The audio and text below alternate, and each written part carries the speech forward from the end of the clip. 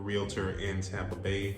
Today I'll be discussing how I passed the Florida State real estate exam on the first attempt. So let's get into it. So pretty much with me, the way I studied for the real estate exam, which is how a lot of people studied, is I took a class, but I took an in-person class. I felt like for me personally, the in-person classes, they help a bit more. They're a bit more interactive. I get to actually see what the teacher is saying. I get to see, some of the other students. I see what they're doing, what I'm doing. We can kind of compare, they're taking notes. I'm paying attention to, some of the notes that they're taking and some of the more important notes that might have, I might not have realized might be important. Someone else probably realized is important. And so we kind of build off of each other. For me, I'm the type of learner that needs to actually see an instructor in front of me. I need to know that they see me actually in person. The online class thing I've tried before. I hated it. It almost feels like something that I can just close and walk away from if I wanted to. In person, you feel more of an obligation. You feel more, it feels just that much more serious. And then for me also, I'm really into the social aspect, meeting people, learning their story and them hearing my story, build off of that together. As far as the material, there was a lot of material. We actually covered an entire book. It is this big. We covered every chapter, every sentence, every paragraph, everything. So we went through and through in the book, which when you look at it on an outside point of view, it looks like a really big book, something that'll be hard to digest. But when you're actually in it and you're actually learning, it's not that hard to grasp the concepts. And once you understand the concepts, you should be fine when the test comes. Outside of that, when I left the class, I'll be honest, I wasn't studying the way I should have. I probably could have studied a bit more, but I didn't. But what I did do was, at the end of the classes, I studied. So I started studying, pretty heavy. I went to coffee shops. I actually had some people that were in my class, some of, classmates. We actually met up and we had like a study group. We went through some of the key highlights, and we went through some of the major points that we knew were definitely going to be on the test.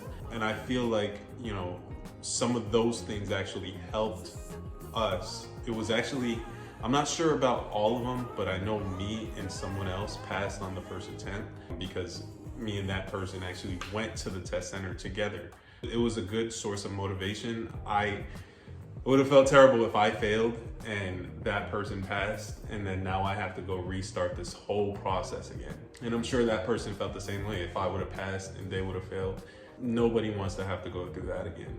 So we went together, we sort of held each other accountable. Outside of that, we went every day to study.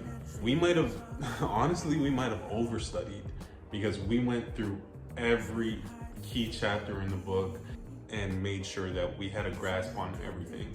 For the math portion, there are some YouTube instructors that are really good with helping you out with the math, understanding the math part. I'm not a math guy. I'm terrible at the math, but when it comes to real estate math, it really wasn't that hard.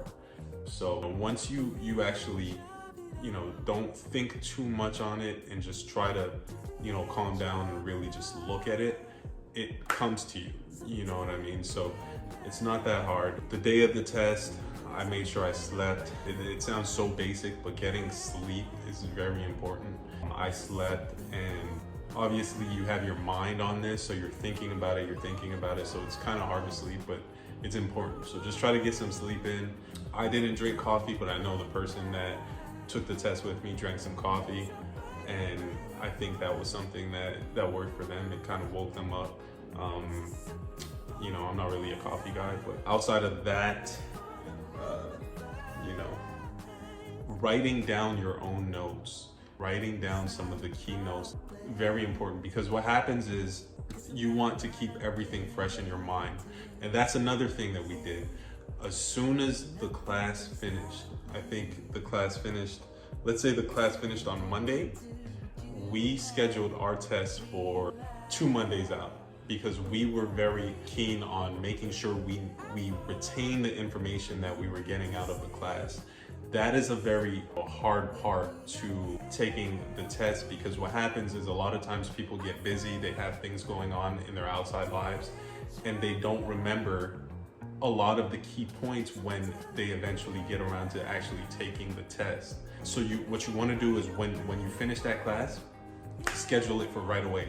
And then right after you schedule it, make sure, once the appointment is set, start studying right away, get on it, because you want to make sure the information is fresh and you're touching up on the information. So you're making sure that you're gaining more information and touching up on the information that you've already learned. These are some of the key points that helped me and the person I took the test with pass on the first attempt. And then from there, you're interviewing with brokerages and you're doing all of the groundwork that you'll need to get to the next step, which is actually selling a house or buying a house on behalf of, a customer, a client.